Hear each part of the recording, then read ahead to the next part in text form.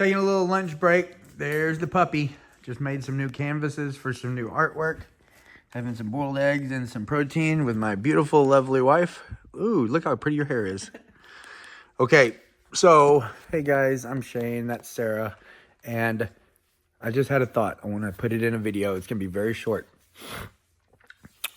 There was a guy talking on YouTube about the Damascus fall that what happened the other day in Syria, or in biblical times it was called Assyria. Now it's just Syria.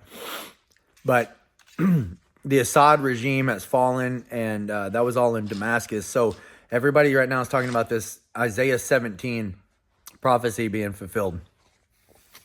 And I put on this guy that I like to watch sometimes on YouTube, and I thought, he just started talking, and I fast forwarded a little bit, and all of a sudden I got confused.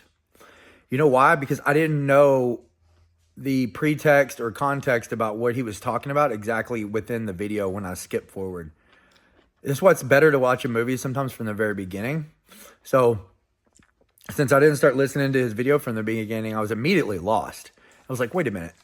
I'm listening to this guy talking. His words got real, all of a sudden got real kind of mumbo jumboed up in my head and confusing. And I realized why. It's because I was going to another human in the middle of their speech or video. Now, check this out.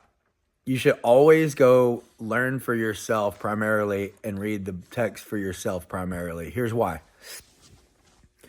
If I go study a chapter in the Bible and I come to you and I go, hey, I'm going to teach you about this chapter and here's what I learned and blah, blah, blah, blah, blah. And this is what it says and blah, blah, blah. And I make this awesome 3 points in a poem and there's great symbolism and parallelism and all this stuff for you. You're going, okay, you're feeding off of what I'm feeding you, right? You're drinking the wine of my teaching. But it's just that. It's my interpretation and revelation from the word, right? So it's a second-hand, passed down knowledge. You are learning from something I learned.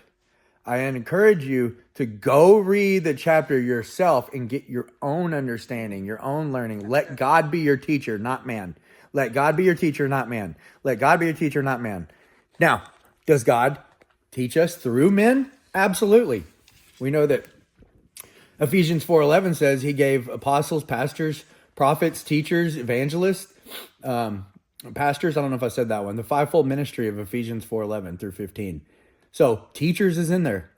Yes, you can learn from a person. God speaks and uses people. He used a donkey to speak to a guy in the Balaam in the Old Testament. So if he can use a donkey, he can use us. But don't eat someone else's meat. Don't eat someone else's meat. Go get your own meat and potatoes from God himself. Learn to listen to the Holy Spirit. It's very easy to open up YouTube and listen to a human teacher. It's easier. I don't know why. It's just easier. It's harder to hear from God himself and the Holy Spirit. Maybe this is why. I just had a thought.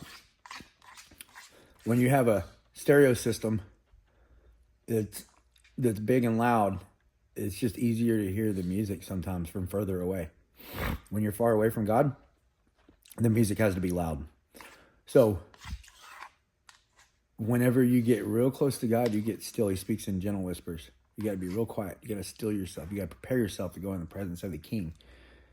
So you have to really clear your mind out. You know what I mean? And that's hard to do. So that's why we go to human teachers.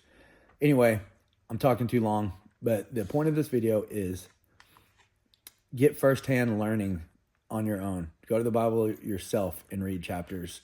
Don't just go to your favorite teacher on YouTube and learn from them. That's secondhand regurgitated knowledge. Again, God can use it. Why not go get your own meat? Okay, meat and potatoes. That's the name of this video. God bless. Bye.